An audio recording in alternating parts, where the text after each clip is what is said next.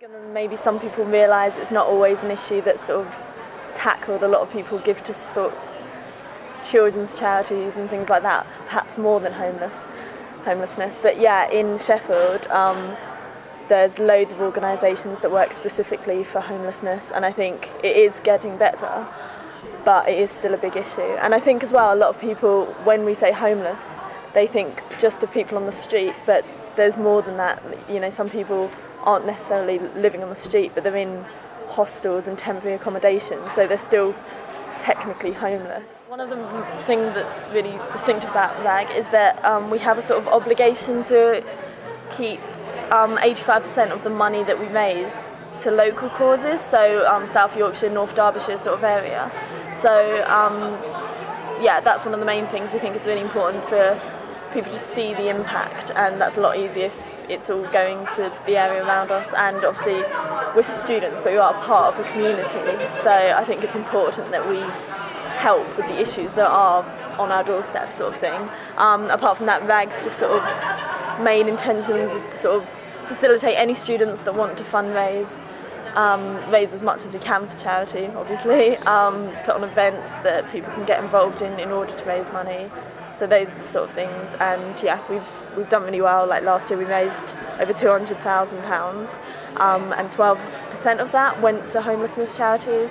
So we want to sort of maintain that and make sure that students are sort of trying to get involved, and then hopefully keep raising that much money. I've met a few people that through doing stuff with RAG.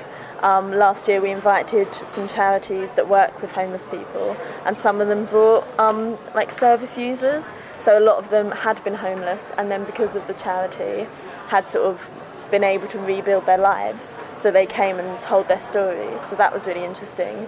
But what I do remember about when they spoke to us is, like, one of them, for example, it wasn't their fault, and a lot of people maybe think, oh, you know, they got themselves there, sort of thing.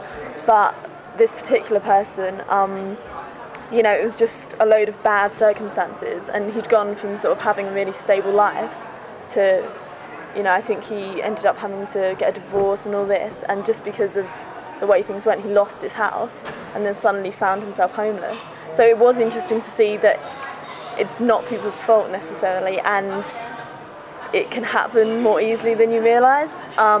Apart from that, it was just interesting. I mean, I think the problem was a lot of people, once they got into that situation, then, you know, sometimes there were drug problems, things like that. It's easy to end up sort of trapped.